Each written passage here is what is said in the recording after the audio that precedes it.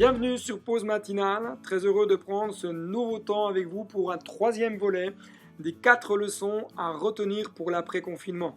Nous avons vu dans la première vidéo de cette série la première leçon qui était celle de savoir apprendre à prioriser notre temps et la deuxième vidéo qui était apprendre à écouter Dieu. Aujourd'hui, j'aimerais juste vous partager une troisième leçon qui est apprendre à se former pour nourrir les autres. Pourquoi cela? Toujours dans l'évangile de Marc, je rappelle le chapitre 6, verset 30, le texte que nous avons lu ensemble dans les leçons précédentes, il nous dit, mais simplement les apôtres s'étant rassemblés auprès de Jésus lui racontèrent tout ce qu'ils avaient fait, tout ce qu'ils avaient enseigné. Jésus leur dit, venez à l'écart dans un lieu désert et reposez-vous un peu, car il y a beaucoup d'allants et de venants, et ils n'avaient pas même le temps de manger. Ils partirent donc dans une barque pour aller dans un lieu désert. Devant la foule nombreuse, Jésus avait fait un état d'un manque très important. C'est que la foule était sans berger. Elle était comme si elle n'avait pas de berger. Et face à ce besoin, Jésus va agir, va réagir. Et je me dirais, mais nous, quand on se rend compte qu'il y a des besoins dans notre quotidien, dans notre entourage, et même dans l'église locale dans laquelle Dieu nous a placés. Comment est-ce que nous réagissons? Est-ce que nous voyons les choses et nous disons, bah ok, les autres feront? Ou est-ce qu'alors on se dit, mais on ne peut pas laisser les choses demeurer ainsi et perdurer? On ne peut pas laisser les autres faire alors que peut-être si Dieu t'a permis de voir qu'il y avait un besoin, qu'il y avait un manque, c'est peut-être parce que c'est avec toi que Dieu veut travailler, c'est avec toi que Dieu veut encourager les autres, c'est avec toi que Dieu veut nourrir le peuple de Dieu. Et je dirais même, souvent, certains disent oui, mais c'est le rôle des autres. Parce qu'on a peur. Parfois, on a peur de dire mais est-ce que je suis qualifié? Est-ce que c'est bien moi que Dieu appelle? Je te dirais, si ça brûle dans ton cœur, fonce. Va voir ton pasteur, va voir ton leader et parle-lui, dis-lui ce qui brûle dans ton cœur. Ose lui partager peut-être les rêves, les projets qui sont en toi, les désirs qui sont en toi. Mais parfois, on a aussi cette réaction qui est autre, dit oui mais ça c'est les autres qui vont faire, c'est pas moi. Comme si on voulait se décharger et surtout pas s'engager.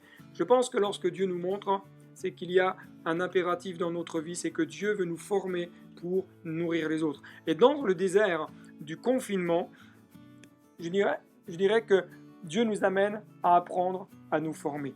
C'est tant que nous avons pu vivre ensemble, et peut-être encore quelques jours, voire peut-être encore quelques semaines, on ne sait pas comment vont évoluer les choses, mais est-ce que nous avons pris le temps de nous former?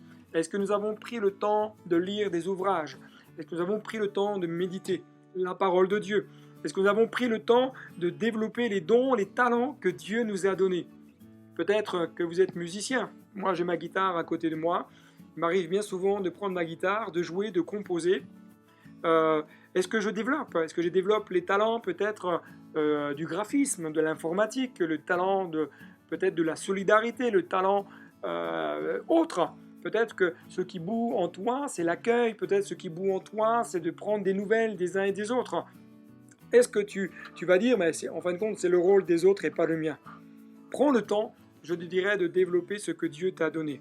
Jésus va dire dans l'évangile de Marc, chapitre 6, verset 37, « Donnez-leur vous-même à manger. » Donnez-leur vous-même à manger. C'est pas Jésus qui va nourrir quelque part, il dit bah, laissez, je vais faire et c'est moi qui vais aller nourrir le peuple. Non, il dit donnez-leur vous-même à manger. Les disciples, quelque part, eux, ils voulaient renvoyer la foule. Ils disaient non mais c'est bon, là on a assez fait de choses, maintenant il faut les renvoyer parce qu'il se fait tard, etc., etc. Alors que Jésus avait quelque chose de glorieux et pour la foule et pour les disciples. Est-ce que nous savons penser aux autres? Le confinement ne doit pas nous amener à nous centrer sur nous-mêmes. Le confinement est un temps pour moi de formation pour donner aux autres. Le confinement ne doit pas nous amener à viser uniquement notre croissance spirituelle. Oui, cela est important. Mais au travers de cette croissance spirituelle personnelle, nous sommes appelés à nous déverser dans les autres. Un leader, lorsqu'il a reçu, déverse. Un leader qui a reçu donne pour que les autres progressent, pour que les autres grandissent. Le confinement ne doit pas nous amener à oublier le but qui est de Dieu. Pour cela que le confinement doit, premièrement, m'amener à voir la foule qui a faim. Le confinement doit m'amener à viser la croissance des autres. Et troisièmement, le confinement doit m'amener à rechercher le miracle de Dieu.